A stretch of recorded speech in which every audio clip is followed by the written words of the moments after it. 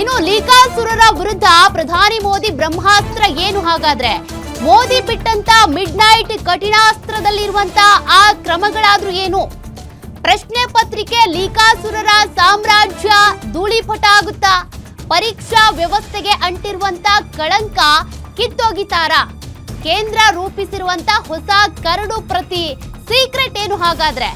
Neat ಅಕ್ರಮ ಆರೋಪಿಗಳಿಗೆ ಏನೆಲ್ಲ ಶಿಕ್ಷೆ ಆಗುತ್ತೆ ಗೊತ್ತಾ? ಇಂದು ಕೇಂದ್ರ ಸಚಿವ ಸಂಪುಟ ಸಭೆಯಲ್ಲಿ ಕರಡು ಪ್ರತಿ ಅಂತಿಮ ಆಗುತ್ತಂತೆ. ಸೋಮವಾರ ಸಂಸತ್ತಿನ ಅಧಿವೇಶನದಲ್ಲಿ ಹೊಸ ಕಾನೂನು ಮಂಡನೆ ಆಗಲಿದೆ ಅನ್ನುವಂತ ಅಪ್ಡೇಟ್ ಇದೆ. ಕೇಂದ್ರ ಸರ್ಕಾರದ ಹೊಸ ಮಸೂದೆಯಲ್ಲಿ ಏನೆಲ್ಲ ಶಿಕ್ಷೆ ಸೇರ್ಪಡೆ ಹಾಗಾದ್ರೆ?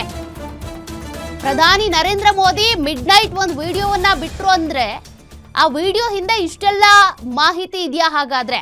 ಮಿಡ್ ನೈಟ್ ಅಸ್ತ್ರದಲ್ಲಿ ಏನಿದೆ ಅದನ್ನ ನೀವು ಗಮನಿಸ್ತಾ ಇದ್ದೀರಿ. ಮಾರುತಿ ಡೀಟೇಲ್ಸ್ ಕೊಡ್ತಾ ಇದ್ರು. ಮಾರುತಿ, ಈ ಲೀಕಾಸುರರ ವಿರುದ್ಧ ಪ್ರಧಾನಿ ನರೇಂದ್ರ ಮೋದಿ ಕಠಿಣ ಕ್ರಮ ತೆಗೆದುಕೊಳ್ತೀವಿ, ಶಿಕ್ಷೆ ಆಗುತ್ತೆ ಅಂತ ಹೇಳಿದ್ರು. ಹಾಗಾದ್ರೆ ಈ ಕರಡಿನಲ್ಲಿರುವಂತಹ ವಿಶೇಷಗಳೇನು? ಯಾವ ರೀತಿ ಕ್ರಮ ಆಗುತ್ತೆ, ಹೆಂಗೆ ಅಂತ?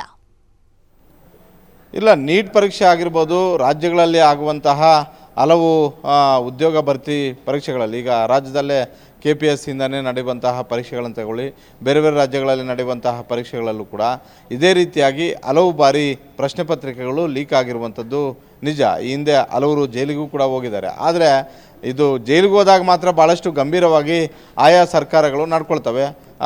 ರಾಜ್ಯಗಳಲ್ಲೂ ಅದಾಗಿದೆ, ಕೇಂದ್ರದಲ್ಲೂ ಕೂಡ ಈಗ BJP ಸರ್ಕಾರದ ಪರಿಸ್ಥಿತಿಯು ಕೂಡ ಅದೇ ರೀತಿಯಲ್ಲಿದೆ. ಹಾಗಂತ BJP ಸರ್ಕಾರವನ್ನು ಸಮರ್ಥನೆ ಮಾಡುವಂಥದ್ದಲ್ಲ. ಈಗ ನೀಟ್ ಪರೀಕ್ಷೆ ಪ್ರಶ್ನೆ ಪತ್ರಿಕೆ ಸೋರಿಕೆಯಾಗಿ ಭಾಳಷ್ಟು ದಿನಗಳ ಬಳಿಕ ಈ ರೀತಿಯಾಗಿ ಸಂಸತ್ ನಡೆಯುವಂಥ ಒಂದು ಸಂದರ್ಭದಲ್ಲಿ ಕೇಂದ್ರ ಸರ್ಕಾರ ಈ ಪ್ರಕರಣವನ್ನು ಭಾಳಷ್ಟು ಗಂಭೀರವಾಗಿ ತೆಗೆದುಕೊಂಡಿದೆ. ಆದರೆ ಅವತ್ತು ಪ್ರಶ್ನೆ ಪತ್ರಿಕೆ ಲೀಕ್ ಆದ ತಕ್ಷಣವೇ ಇದಕ್ಕೆ ಸಂಬಂಧಪಟ್ಟಂತೆ ಗಂಭೀರವಾದಂತಹ ಒಂದು ನಿರ್ಧಾರಗಳನ್ನು ತೆಗೆದುಕೊಂಡಿದ್ದೇ ಆಗಿದ್ದರೆ ಇಷ್ಟೊತ್ತಿಗೆ ಈ ಸಮಸ್ಯೆ ಇಷ್ಟು ದೊಡ್ಡ ಮಟ್ಟದಾಗಿ ಆಗ್ತಿರಲಿಲ್ಲ. ಇಡೀ ದೇಶಾದ್ಯಂತ ಇದು ಪ್ರತಿಭಟನೆಗೆ ಕಾರಣ ಆಗ್ತಿರಲಿಲ್ಲ. ಕೇವಲ ಜಂತರ್ ಮಂತರ್ಗೆ ಸೀಮಿತವಾಗಿದ್ದಂಥ ಈ ಪ್ರಕರಣ ಇವತ್ತು ಪ್ರತಿ ರಾಜ್ಯಕ್ಕೂ ಅಂಟಿದೆ, ಪ್ರತಿ ಹಳ್ಳಿಗೂ ಹೋಗಿದೆ, ಪ್ರತಿ ಹಳ್ಳಿಯಲ್ಲೂ ಕೂಡ ಚರ್ಚೆ ಆಗ್ತಿದೆ. ಹೀಗಾಗಿ ಸಹಜವಾಗಿ ಕೇಂದ್ರ ಸರ್ಕಾರದ ವಿರುದ್ಧ ಜನಾಕ್ರೋಶ ಉಟ್ಕೊಂಡಿರುವಂಥದ್ದು ಸಹಜ. ಈಗ ಪ್ರಧಾನಿ ನರೇಂದ್ರ ಮೋದಿ ಅವರು ನಿನ್ನೆ ಟ್ವೀಟ್ ಮಾಡಿ ಒಂದು ಸಂದೇಶ ಮಾಡಿದ್ರು, ನಾವು ಈ ಪ್ರಕರಣವನ್ನು ಗಂಭೀರವಾಗಿ ತಗೊಂಡಿದ್ದೀವಿ ಅಂತ ಹೇಳ್ಬಿಟ್ಟು. ಇಂತಹ ಪ್ರಕರಣಗಳು ಬಂದಾಗ ಫಾಸ್ಟ್ ಟ್ರ್ಯಾಕ್ ಕೋರ್ಟ್ಗಳು ಮಾಡುವಂಥದ್ದು ಸಹಜ. ಫಾಸ್ಟ್ ಟ್ರ್ಯಾಕ್ ಕೋರ್ಟ್ಗಳಲ್ಲಿ ಆದಷ್ಟು ಶೀಘ್ರವಾಗಿ ವಿಚಾರಣೆ ಆಗುತ್ತೆ. ಆರೋಪ ಸಾಬೀತಾದರೆ ಸಹಜವಾಗಿ ಆರೋಪಿಗಳಿಗೆ ಶಿಕ್ಷೆ ಆಗುತ್ತೆ. ಅದೇ ವಿಚಾರದಲ್ಲೇ ಈಗ ಕೇಂದ್ರ ಸರ್ಕಾರವು ಕೂಡ ಈ ಪ್ರಕರಣಕ್ಕೆ ಸಂಬಂಧಪಟ್ಟಂತೆ ಈಗ ಫಾಸ್ಟ್ ಟ್ರ್ಯಾಕ್ ಕೋರ್ಟನ್ನು ಸ್ಥಾಪನೆ ಮಾಡಿರುವಂಥದ್ದು. ಫಾಸ್ಟ್ ಟ್ರ್ಯಾಕ್ ಕೋರ್ಟ್ ಸ್ಥಾಪನೆ ಮಾಡೋದು ಒಂದು ಭಾಗ.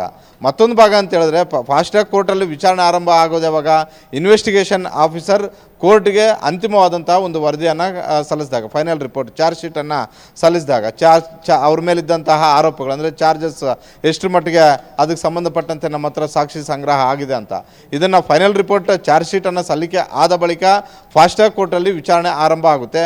ಫಾಸ್ಟ್ ಟ್ರ್ಯಾಕ್ ಕೋರ್ಟಲ್ಲಿ ವಿಚಾರಣೆ ಆರಂಭ ಆದಾಗ ಅದೇನು ಭಾಳಷ್ಟು ದಿನಗಳ ಕಾಲ ಎಳೆದಾಡೋದಿಲ್ಲ. ಆದರೆ ಈ ಫಾಸ್ಟ್ ಟ್ರ್ಯಾಕ್ ಕೋರ್ಟ್ಗಳ ಒಂದು ಸಮಸ್ಯೆ ಏನು ಅಂತ ಹೇಳಿದ್ರೆ, ಯಾವುದಾದ್ರೂ ಒಂದು ಪ್ರಕರಣಕ್ಕೆ ಸಂಬಂಧಪಟ್ಟಂತೆ ಫಾಸ್ಟ್ ಟ್ರ್ಯಾಕ್ ಕೋರ್ಟ್ಗಳನ್ನು ಸ್ಥಾಪನೆ ಮಾಡಿದಾಗ ಸಹಜವಾಗಿಯೇ ಪೊಲೀಸರ ಮೇಲೆ ಒತ್ತಡಗಳು ಬರ್ತವೆ. ಪೊಲೀಸರು ಮಾಡೋ ಘನಘೋರ ದೊಡ್ಡ ಸಮಸ್ಯೆಗಳೇನು ಅಂತ ಹೇಳಿದ್ರೆ, ಯಾರ್ದೋ ತಪ್ಪಿರುತ್ತೆ, ಸರ್ಕಾರಗಳ ಒತ್ತಡ, ರಾಜ್ಯಾದ್ಯಂತ ದೇಶಾದ್ಯಂತ ಚರ್ಚೆ ಆಗಿರುತ್ತೆ.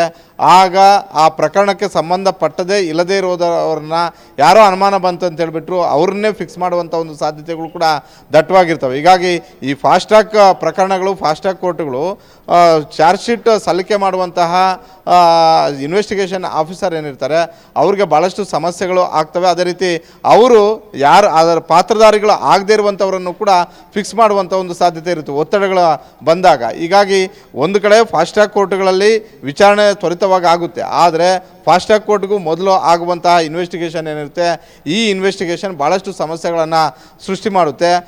ಪೊಲೀಸರು ಆ ಪ್ರಕರಣಕ್ಕೆ ಸಂಬಂಧಪಟ್ಟದೇ ಇಲ್ಲದೇ ಇರೋರನ್ನು ಬಂದು ಫಿಕ್ಸ್ ಫಿಕ್ಸ್ ಮಾಡಿದ್ರೆ ಆಗ ತಪ್ಪು ಮಾಡದೇ ಇರುವಂಥವನು ಕೂಡ ಶಿಕ್ಷೆಗೆ ಗುರಿ ಆಗಬೇಕಾಗಿರುವಂಥ ಒಂದು ಪರಿಸ್ಥಿತಿಗಳು ಬರ್ತವೆ. ಇಂಥ ಪ್ರಕರಣಗಳು ಸಾಕಷ್ಟಿದ್ದಾವೆ ಬೇರೆ ಬೇರೆ ರಾಜ್ಯಗಳಲ್ಲಿ.